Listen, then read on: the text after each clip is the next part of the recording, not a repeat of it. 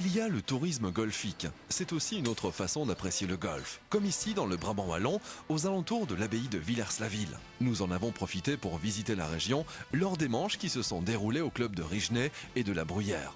C'est lors de l'Active Golf Trophy que nous avons essayé de comprendre comment on organise une telle compétition. Double challenge, car on peut dire que c'est un défi pour l'organisateur qui doit prévoir tous les détails bien avant le début de la première épreuve. Nous organisons un challenge Active Golf Travel dans une quinzaine de clubs en Belgique.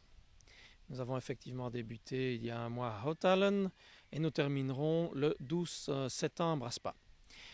Tout au long de cette saison, nous essayons de rencontrer un maximum de golfeurs et de récompenser leur assiduité et leur performance en organisant, en mettant sur pied une belle table de prix, dont nous sommes évidemment les principaux sponsors, puisque nous offrons des séjours golfiques dans différents hôtels partenaires avec lesquels nous travaillons depuis de nombreuses années.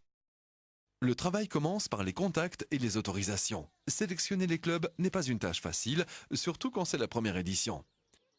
La première chose à faire est bien entendu de déterminer le nombre de clubs dans lesquels on veut et on peut organiser une compétition, en fonction évidemment du budget, en fonction des dates disponibles, puisqu'il faut savoir qu'il y a un calendrier officiel qui reprend toutes les compétitions fédérales, interclubs et autres. Et donc il faut en tenir compte lorsqu'on veut établir un calendrier.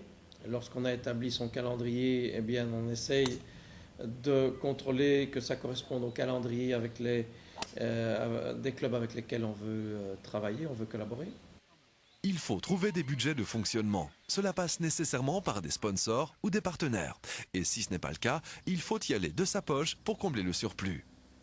Et donc, une fois qu'on a déterminé le nombre de clubs avec lesquels on peut collaborer, il faut aussi bien entendu déterminer son budget, déterminer les sponsors avec lesquels on peut collaborer, puisque sans co-sponsor, l'organisation d'un challenge comme nous le faisons, à savoir 15 compétitions, est absolument impossible sans co-sponsor. Ça reste absolument du tourisme golfique, puisque Active Golf Travel est spécialisé dans l'organisation de voyages golfiques.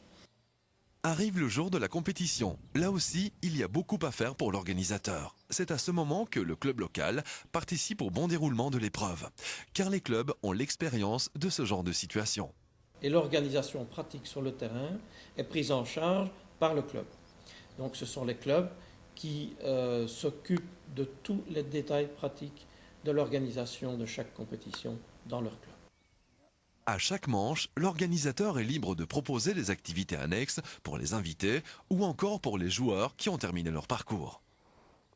Alors, durant notre trophée, lors de chaque manche de notre compétition, nos co-sponsors organisent des activités annexes, notamment la société Golf Fun qui organise un petit concours de putting et notre ami Francis Gaden qui organise une dégustation de vin. Et tout ça, effectivement, crée une certaine convivialité et fait que tout le monde passe une bonne journée. Le travail n'est pas terminé pour autant, car après chaque compétition et dans les différentes catégories, il y a les prix. C'est aussi la table de prix qui fait le renom du trophée. Alors, la compétition est ouverte à tous les golfeurs titulaires de la carte de la fédération, donc avec un handicap minimum de 36. En ce qui concerne la qualification pour la finale que nous organisons dans un hôtel 5 étoiles dans le sud de l'Espagne, à Monte Castillo, là c'est réservé aux golfeurs ayant un handicap minimum de 28. Donc ça se passe entre le handicap 0 et le handicap 28 pour le meilleur score net de chaque épreuve.